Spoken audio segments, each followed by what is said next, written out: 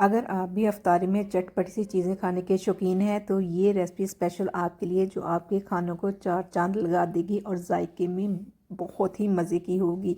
बिस्मिल्लाहिर्रहमानिर्रहीम। Welcome in foodie wellness kitchen. Friends, आज बहुत ही खट्टी मीठी सी मज़ेदार सी इमली, आलू बुखारे और खुबानी की चटनी की रेसिपी आपके साथ शेयर करूँगी, इसलिए इसको फुल वॉच करना है।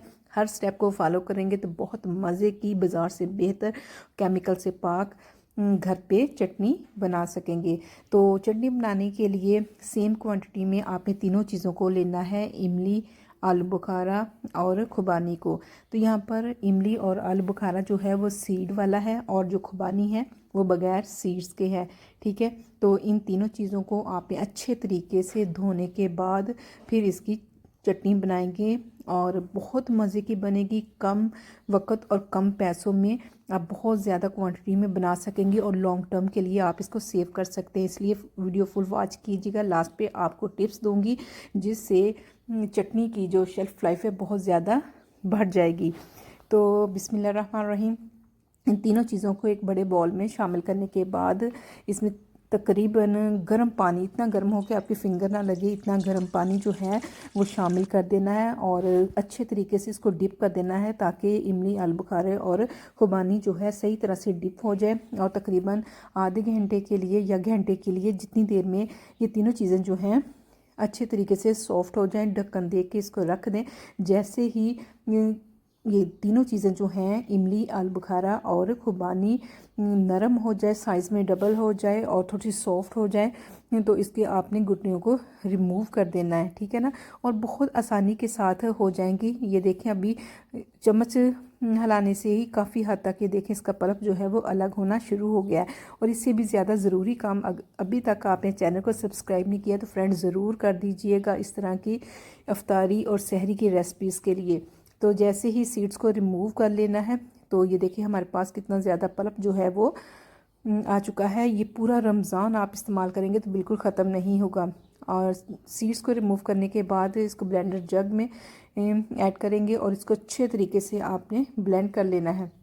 अगर ब्लेंडिंग करने में थोड़ा सा मसला है, सही तरह से ब्लेंड ना हो, तो आप इसमें पानी भी ऐड कर सकते हैं ताकि सही तरह से एक स्मूथ सा, इस तरह का, जिस तरह का आपको वीडियो में नज़र आ रहा है, सेम इसी तरह का पल्प पेस्ट बन जाए। ठीक है, तो इसके बाद नेक्स्ट मरहला है कि इसको आपने ज़रूर छानना। जहाँ पर ये अक्सर लोग ये गलती करते हैं कि इसको स्टेन नहीं करते, जिससे चटनी जो है वो मज़े की नहीं बनती, क्योंकि ब्लेंड करने से भी इसमें बहुत ज़्यादा छोटे छोटे से ज़रात वगैरह रह जाते हैं, छोटे छोटे पार्टिकल्स, उनको छान लेना बहुत ज़रूरी है। ठीक है, क्योंकि इस चटनी को हमने पूरा रमज़ान इस्तेमाल करना है।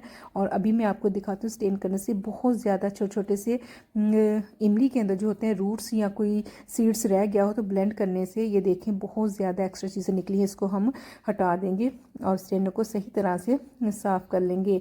तो अभी तक आपको यहाँ तक वीडियो अच्छी लगी है तो इसको लाइक भी करना, शेयर भी करना है। ठीक है, और किसी चीज़ की ना समझ आए तो आप कमेंट्स करके बताइएगा, मैं ज़रूर रिप्लाई करूँगी।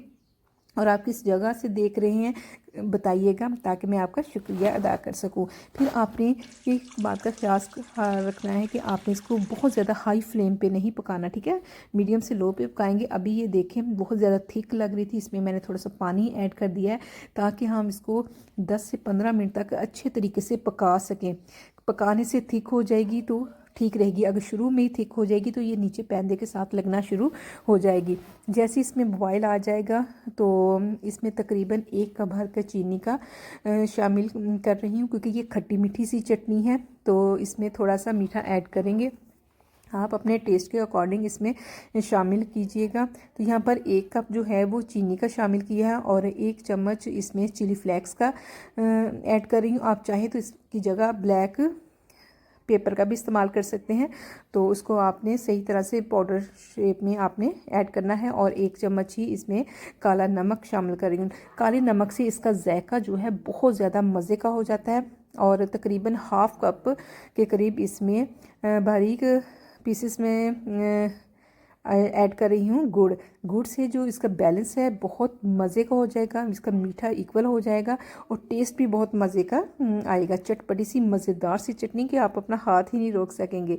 जैसे इसमें स्पाइसेस ऐड करेंगे और फिर इसमें भुना हुआ तकरीबन 1 चम्मच के करीब ज़ीरा शामिल करना। अच्छा, आपने इसमें इसका पाउडर यूज़ नहीं करना बल्कि इसको साबुत करना है। साबुत का फ्लेवर भी अच्छा आएगा और खाने में भी मज़ेदार लगेगा। और यहाँ पर तकरीबन 1 बड़ा चम्मच जो है वो पम्पकिन सीड का शामिल कर रही हूँ, जिससे इसका फ्लेवर बहुत मज़े का आएगा, इसकी लुक भी बहुत ज़्यादा अच्छी लगेगी। और सबसे ज़रूरी काम कि इसको लॉन्ग टर्म के लिए कैसे महफूज करना, उसके लिए यहाँ पर 1 चम्मच जो है वो वाइट सिरका, जी सेब का सिरका शामिल कर रही हूँ, जिससे इसकी लॉन्ग टर्म आप इसको तकरीबन 5-6 माह आसानी के साथ इसको फ्रिज में आप स्टोर कर सकते हैं। बिल्कुल इस ख़राब नहीं होगी, ना ही इसमें कोई फंगस वगैरह लगेगी। अच्छा, इसमें जो पम्पकिन सीड ऐड किए हैं वो खट्टी मीठी चटनी के लिए, अगर आप अकेली इमली की बना रहे हैं तो आप ना ऐड कीजिएगा, ठीक है ना।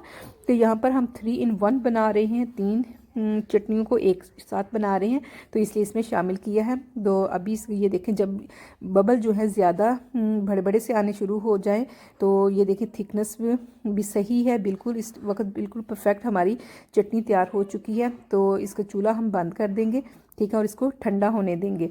जैसे ही ठंडी थोड़ी सी होगी तो इसकी फाइनल लुक मैं आपको दिखाती हूँ। और ये देखें माशाल्लाह अल्हम्दुलिल्लाह, बगैर किसी केमिकल के आर्टिफिशियल फ्लेवर के घर पर आप इमली अलबुखारे खुबानी की चटनी बनाएं, पूरा रमज़ान इसको इस्तेमाल करें।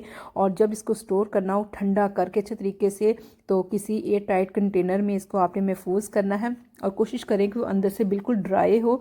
अगर थोड़ा सा भी इसमें पानी रहा तो सारी मेहनत ज़ाया चली जाएगी। जैसे जैसे ये चटनी ठंडी होती जाएगी तो इसमें थोड़ी सी थिकनेस आ जाएगी। अभी आपको थोड़ी सी पतली सी लग रही हुई, लेकिन जैसे ही ठंडी हो जाएगी तो ये बिल्कुल सही थोड़ी सी थिक हो जाएगी। और ये देखिए माशाल्लाह अल्हम्दुलिल्लाह बहुत ज़बरदस्त कलर भी आया है। तो आपने इस रेसिपी को ज़रूर ट्राई करना है और कमेंट्स करके बताइए कि रेसिपी आपको कैसी लगी। तो आपने अपने तमाम फैमिली फ्रेंड्स दोस्तों के साथ इसको शेयर करना है, लाइक करना है, कमेंट्स करना है। और अभी तक चैनल को सब्सक्राइब नहीं किया तो फ्रेंड्स ज़रूर कर दीजिएगा, ये आपकी तरफ से इनाम और मोहब्बत और हौसला अफजाई होती है। और इस तरह की नई रेसिपीज़ के लिए चैनल को ज़रूर सब्सक्राइब कीजिएगा। Thank you for watching. अल्लाह हाफिज़ and don't forget the press bell icon.